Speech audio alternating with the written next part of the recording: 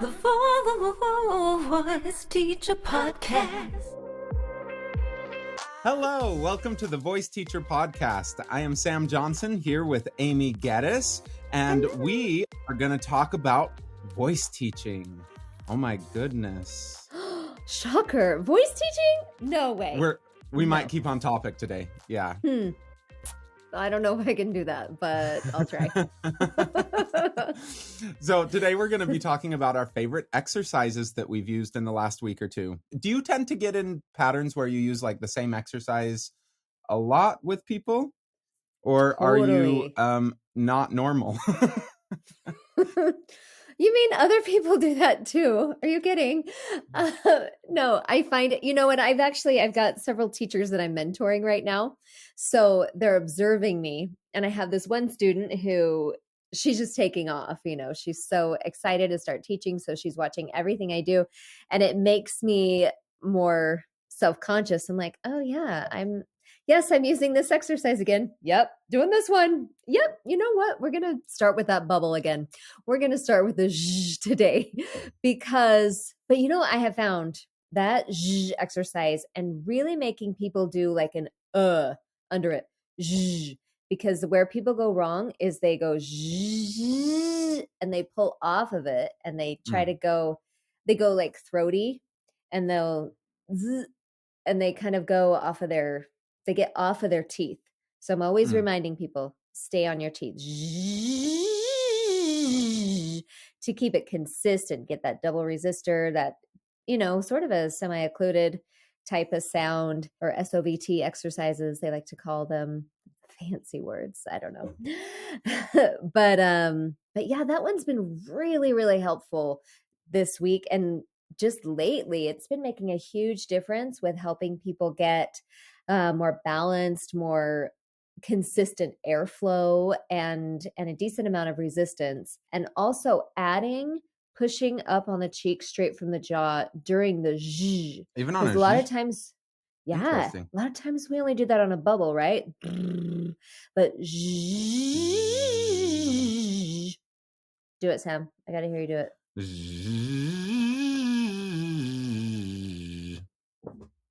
Like that's a normal, easy sound for you, right? And like for those of us that do it all the time, but for people who don't do it all the time, they go zzz, zzz, and they start to pull up. So when you give them this, zzz, it helps them keep that kind of schwa in there and sends it out and down. Yeah. That's been my thing. That kind of goes into what I've been really obsessed with over the last few weeks. Pretty much ever since we had Ken Bozeman on the podcast, I went and reread his book, and then like some things that I've had this book for 9 years, and some things that I've read like 10 times before are finally like, this matters. And the biggest thing that stood out to me was like, are you familiar with the term turning over? Do you ever use that term? Would it be synonymous with transition when you're going from that first formant resonance to more dominant second formant? Pretty much, yeah. Or even if not more dominant second formant, just decoupling it from the first resonance.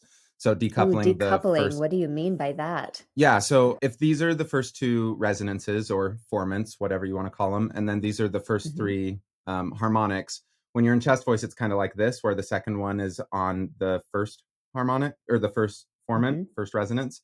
And so if as you start going higher, this decouples and it's kind of in the middle of the two. Hold your hands up higher because it's not showing all the way.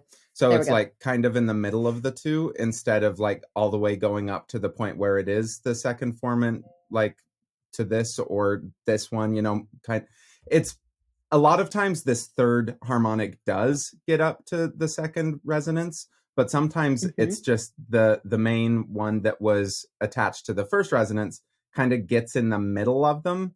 Instead of like actually being boosted by something else. And sometimes like because formants have bandwidth, like maybe the bottom of the second formant is going to help boost some harmonic and the top of the first one's going to boost it a little bit. And so that's more of like a straddle, but it's basically just not being in love with each other anymore. They decouple and it's just a little bit different. But yeah, whenever that happens, there is that sort of sensation change, which is why I think people have used the term turning over, just like chest voice and head voice, how it just describes a sensation. There was one page in this book that he basically gave the rules of what makes something turn over versus not. Basically, you just need to wait until the feeling turns over to start opening your mouth. And underneath the place where it turns over, you want to maintain basically the exact same vocal tract shaping. So for what you're doing with a zh, if they kind of pull chest voice up, that means their larynx is probably coming up, is what I heard with your demonstration. Their larynx is coming up,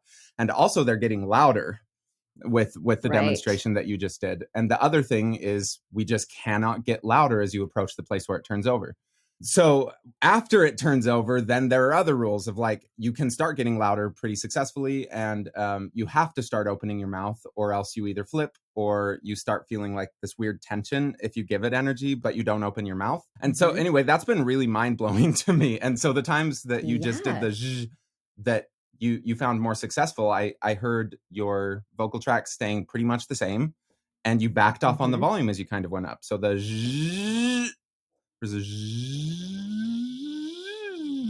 that kind of thing, and mine just did a little bit of a flip. I've always really struggled with semi-occluded things, with the z and the v and all of those. They haven't helped me, honestly, as much as they help some of my students. Well, it's like I mean, I've been doing this for forever, right? And there are still things in my own voice, like I still will naturally flip. I'm still, fall prey to that lovely resistance to turnover, just like singers do if I don't pay attention to it. I mean, it's kind of one of those things. It's like old habits die hard for a reason, because of the way you're built, or, whatever you've been doing. Obviously, it's leaps and bounds easier than it was 20, 30 years ago. But, it's like a conscious effort. It's kind of a use it or lose it. If you, if you get careless, you'll fall back just like anybody will. Yeah. But I love that how you're talking about keeping the vocal tract the same. That's probably the hardest thing for students to do, is keeping that consistent vowel and the under vowel consistent.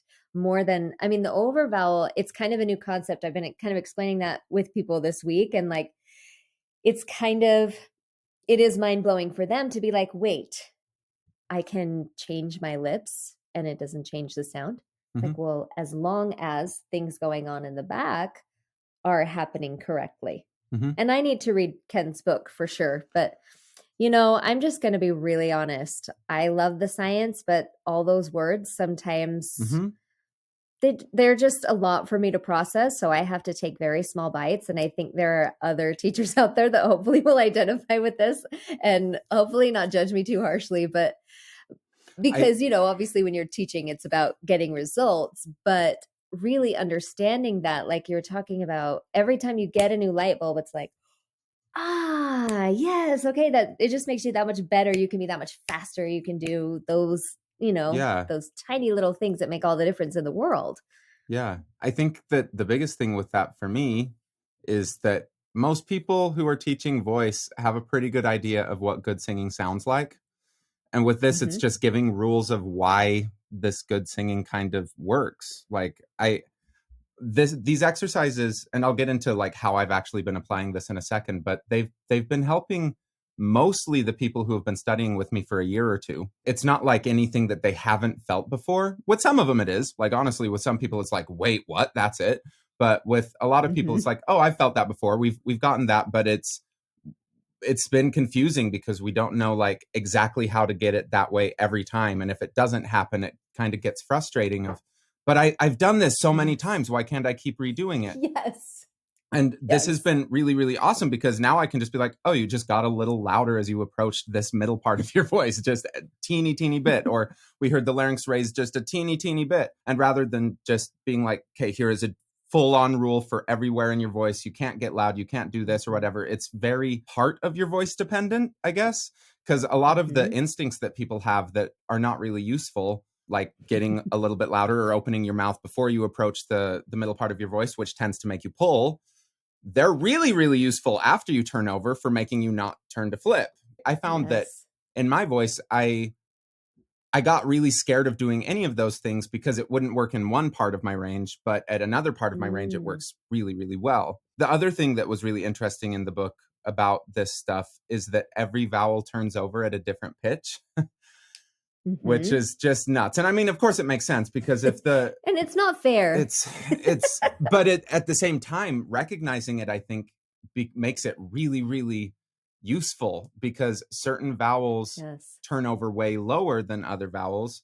And so you can kind of, just because people have this mental holdup of high notes being hard, you can explore what it's like to have that sensation of a turnover at a lower part of the range where there's less going on. And then those same rules kind of apply on those higher vowels, like the ah. So what I've been doing a lot, like with lower voices, I'll pull it up on this thing just because it's really, really interesting. Yeah. So it's this page on practical vocal acoustics. This is the first edition, but it's page 124, and it has the approximate F1 locations by voice. But what's interesting is most of these turnover places are within a fourth of each other based on the voice type. So like soprano on an E vowel will probably turn over around a G3, where on a bass, it'll probably turn over around a D. You know, it's not that far away from each other. Not this G3. Yeah, that G3. This G? No, G3. It will turn over? It'll turn over that on low. An E vowel? Yeah.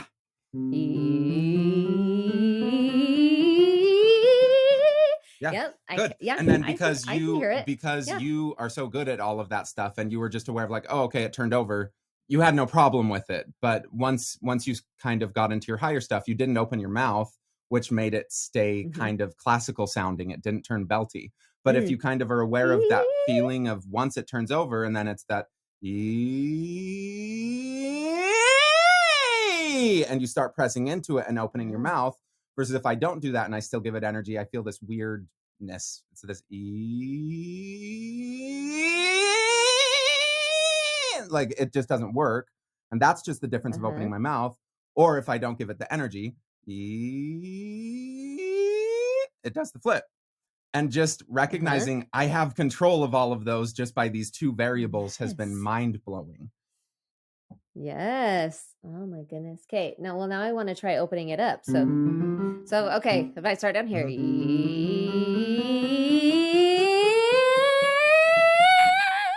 Okay, I'm not. Yeah, exactly. But it's that you get to that like more like exactly rather than the exactly. And E is really tricky with it, because dropping your jaw and keeping the E quality is just really weird. And that's where I've used more of the kind of chiaroscuro whisper stuff, where if you just whisper on an E and start opening your mouth, if it still sounds like E, it'll probably work really well when you start opening your mouth when you're actually singing. Like, try that. Yeah, yours turned into E. Yeah, it doesn't sound like it doesn't sound like E. And so to do that, you have to keep like the back of your tongue touching your upper molars as you open your mouth. To keep it on an E? To keep it on an E. Mm-hmm. Yeah. There it is. There it is. There it is. Yeah. Yeah. Yeah, you don't want to go. Well, that's interesting you talk about that, because I've had plenty of girls singing World Burn from Mean Girls, and they have mean, and they go, it's like right up there on that. And I've actually had a lot of good success having them do it on that reflexive R, like the keep that tongue nice and high to keep it out of their throat and get that bright. But because a lot of times they want to spread it, they want to go and it's way more work. It needs to be that E. And the retroflex R is really cool because it makes this kind of super cluster of your second and third resonance. And so it gives you this really big burst. But if you're not turning over already, like it's not going to do very much, right? Like if you're already just kind of pulling up, there's going to be this massive shift. But if you're turning over really well, which generally is easier for women, just because like all of this stuff happens a lot lower in your range. And so you're a lot more used to singing this stuff high. Whereas with most lower voices, like we spend so much time in this chestier feeling that it's really weird turning over just for the top like fifth or octave of our range when we have so much more underneath it. Do you ever have your male students then try turning over a little sooner? Absolutely. Yeah. And like so how I've been using this, like recognizing all of these things of, okay, everything just turns over at a slightly different place. Ah turns over kind of Mhm. highest, like for tenors at around the F sharp, and for basses at around the D, This which is one? which is where Or this we all one? kind of talk about just that first passaggio Mhm. happening, which is true on an Yes. ah vowel. Like that's where the turnover Mm. happens on an ah vowel, but the E happens like almost an octave under. So just recognizing that it's all Uh-huh. different and that for every voice it's going to be a little bit different. Once I prime someone for being aware of the sensation shift, they can kind of just do it by sensation.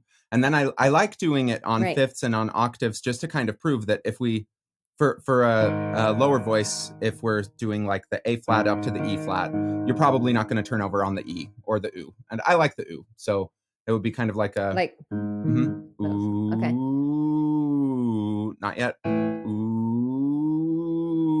starting to. Ooh, a little more. Ooh, and already I feel it turning over on the F sharp. Mhm. And Feel that. because we've been Yeah. primed to hear those shifts, we like feel it ourselves. I think of like, oh, okay, there it goes over. But Yeah. it's because of that tonal shift happening of like suddenly it's not coupled anymore. But if you do that same one and you get a little louder, ooh versus ooh. And once you get used to that other sensation, you can get loud. Obviously, it's like Dean says all the time of leaning into the sound. Ooh, but it sort of stays in that thing. And I think that I've really shied Uh-huh. away from a lot of this kind of lingo because it gets really close to placement. And I don't want to ask people for certain placements, but just kind of Mm. priming them of like, okay, there's a reason we use these terms because most people feel this. You might be like most people. If you're not, that's fine too. But let's just test if you feel something similar like this. So anyway, once you kind of get used to it just on a fifth like that, then I like doing longer slides, like a ooh. And on an ooh, you have to modify it like crazy to get that kind of belty sound. It's not going to belt on an ooh. Yeah. And same thing Yeah. on an E.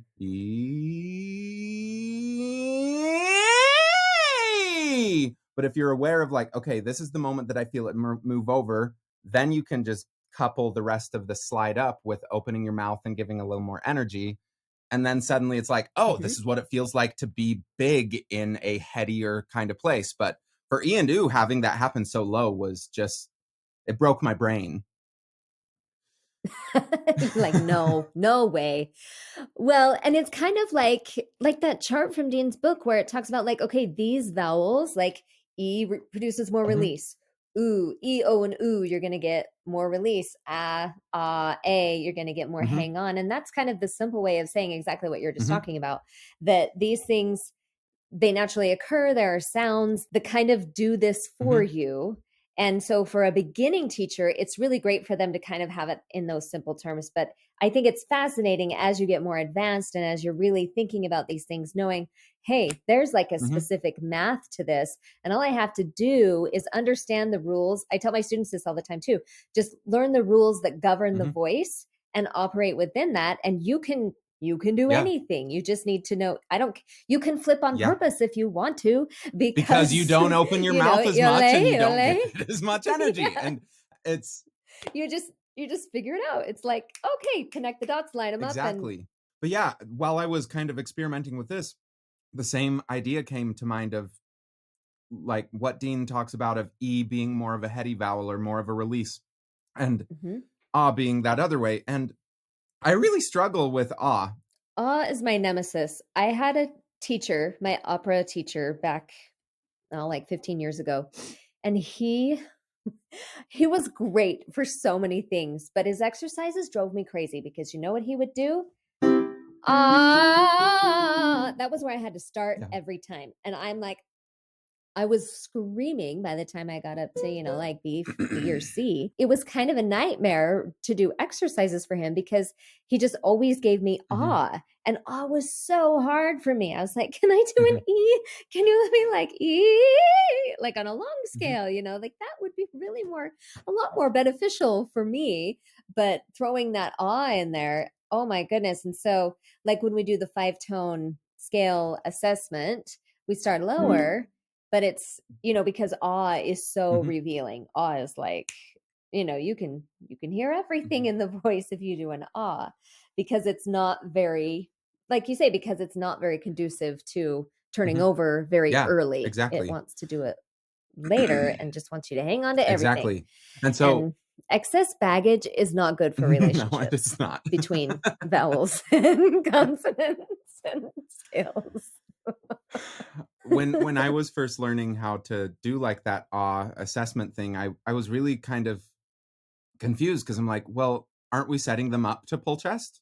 Like if we go to an oo, wouldn't Right. that just also show a different thing? And it's right, but I think we need to kind of go to both of them and just see what's easier and start tying what we're hearing to whatever sensations they're feeling, and whatever is easier to do it on is a good place to start.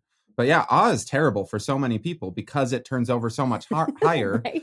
And like, at least for me, my instinct is yell, open my mouth, get loud. Mhm.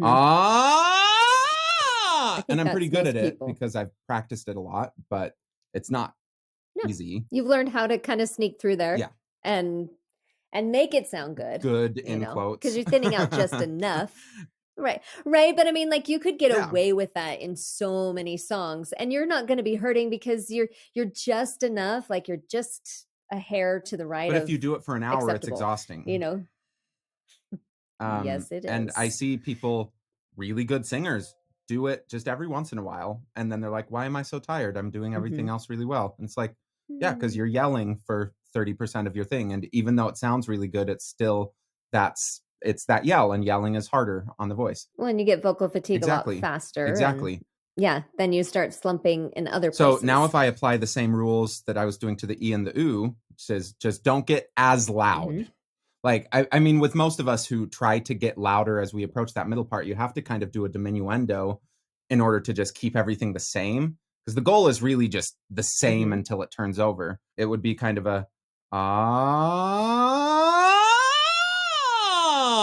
instead of the and you can hear it at that point, not the right? And as soon as you feel it turn over, then you have to do all of the things that you were doing instinctually right below, or else it'll start falling apart in head voice.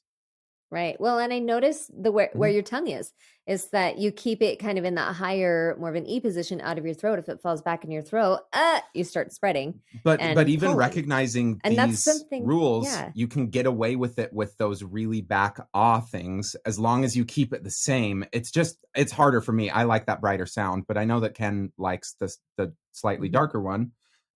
So like with the chiaroscuro whisper, well, different exactly preference. just I'm a music theater rock pop guy, and he is less of that. So when we were talking about the whisper, he would tune an to more of a D versus me tuning it to an E, and it's just that teeny little vowel or tongue shift. But doing it on the D would be a and I get really bright at the top still, versus an E would be it just works a little bit better for me. Okay, so you say when you tune it to those pitches, that means you're tuning it to turn over. So that's actually pitches? tuning the second formant. So it's what I'm like, whoa, you jumped in. Yeah. But what I like with that is it changes tongue positioning, and it just gives you a starting position that's pretty much the same tongue position, because that is what gives you the quality. And so jumping a little back with that E, tuning that to the B6 would be, versus a lot of people will go more of a, which is going almost up to the D.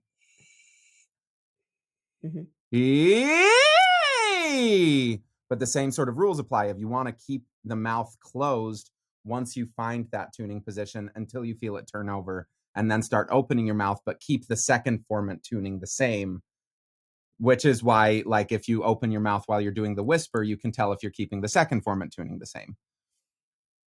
It's fun rules, but like, it really just means try not to change anything until you feel it turn over.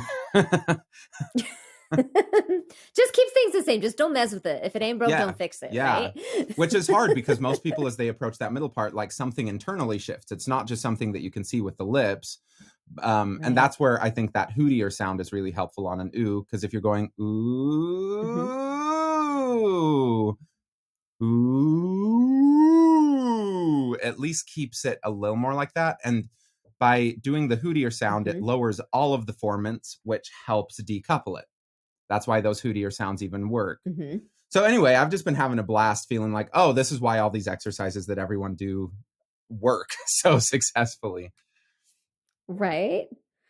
That's so fascinating. It's so, I don't know. I just feel like voice is something you can study your whole life and you'll never get to the end of it. It's like, oh, I just learned something new today, or I learned why something that I already knew is what it is, or you know what I mean? And it's so fascinating. It's so fun to kind of dig a little bit deeper into those why behind the what, and helping our students, basically just remember kind of the things that we talked about. Try not to change anything.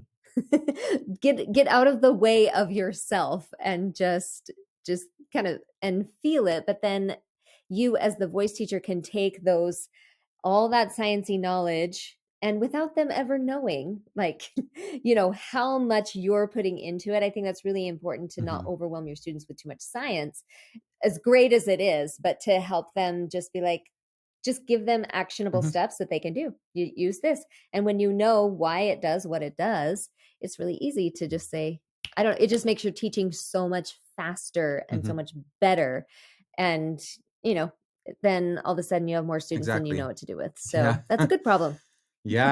Going to the get out of your own way thing. A few months ago or something like that, someone was working on my air conditioning, and he kept saying, you can't change physics. Like, it doesn't matter as much as we do in this place or this place. Like, the air's going to follow the path of least resistance and just go there. And this room is going to stay 1 billion degrees unless we do some other things with it. And I was like, oh yeah, it's the exact same idea with this. Like, you can't really change how the physics work, but we can, just knowing how those rules kind of work a little bit. And I really like tying it to the sensory idea of just what it feels like for that person, so that when you feel a thing, you just start doing whatever that next rule is to get the sound that you want. I like that because I can teach that to people so that they can go and just play around with those rules and experiment and not be like, why am I still flipping? Flipping is wrong. It's, I need to learn the rules of how to flip purposefully. Yeah. Right. And calling it out every time they get it right. You did it. That's it. Repeat that feeling.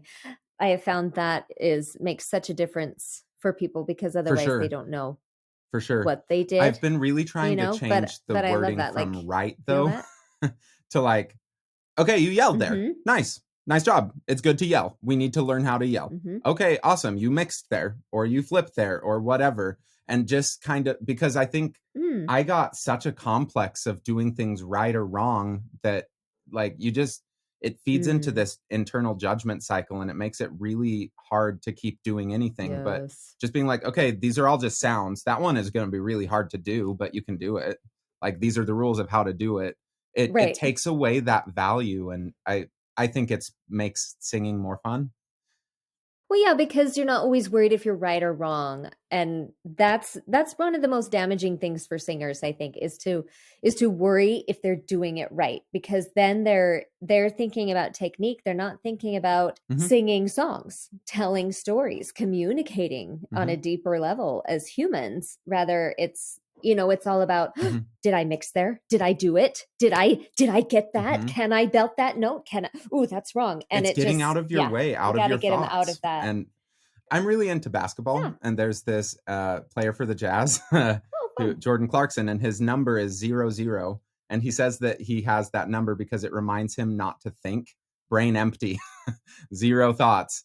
And I'm like, okay, yeah, so that works, and just trusting your instinct. And with singing, it's the same sort of thing. And as someone who tends to get in my thoughts a lot, just recognizing, no, that's a thought. Maybe I don't need to think about that as much. Like, what's the sensation? Get back into my body has been really helpful for just trusting myself and staying forward, because it's way too common for me to sing something and be like, that's not it. And then suddenly I'm in the past. I'm not able to even do anything next. And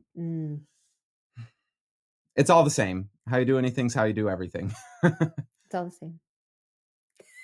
It's so true. So true. Like, yeah, we got to have Yeah. John Skidmore on here one of these days. I know he'll love to come on, but yeah, it's so much about that. And you know, you find yourself talking to students, you don't have time to think about what happened 3 seconds ago. It doesn't matter. Like, you just got to keep going with what's happening now because Yep. it's going to keep going, you know. And yes, we can go back and try it again. It's not a big deal, but you got to think about what you're doing while I try you're to doing be it. that voice in their head just externally until it kind of takes over for themselves. And it's like, oh, it doesn't matter. Whatever.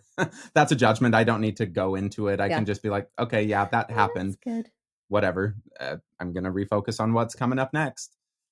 I love it. Well, this has been amazing, Sam. I have loved hearing you explain these things because, like what Ken was talking about a few weeks ago about just using the sounds to affect the voice rather than, kind of working at it from the other way around and just giving them things that they already associate with a feeling to get the sounds that you want. And so it's really fun and fascinating to talk with you about getting, the deeper side of things and really going over the what's and the whys, the formants and harmonics that most teachers are like, don't say those words. But, but they're just part of the rules. They're just part of how it works. And you don't have to know everything, but but the more you know about it, the easier teaching gets and the easier it is to help people, which is what we're here to do. We're here to help people. If you want to learn a little bit more of the in-depth nuts and bolts of everything, I highly suggest going and getting one of the past recordings of the IVTOM conferences, which you can get at ivtom.org/events. Yes. Some of the stuff we referenced today is happening in 2018, some of it in 2019. You can go to any of those and you will probably hear someone who knows about 1,000 times more than I do talk about what I just tried to talk about. Anyway, well, thank you everyone for joining us. We hope this was helpful and informative. Come visit us at ivtom.org. Come visit Sam at vocalese.net or me at breakthrough-studios.com. And like us on iTunes. Rate us on iTunes. What else? Yes. Subscribe, rate, all of those things. Please. Thank you for listening to the Voice Teacher Podcast brought to you by IFTOM, International Voice Teachers of Mix. Your co-hosts are Sam Johnson and Aimee Geddes. Learn more about IFTOM at iftom.org and find Sam Johnson at vocalese.net and Aimee Geddes at breakthrough-studios.com. Voiceover and theme song by Maz Mazak, and this podcast is edited by Amber. You have been listening to The Voice Teacher Podcast.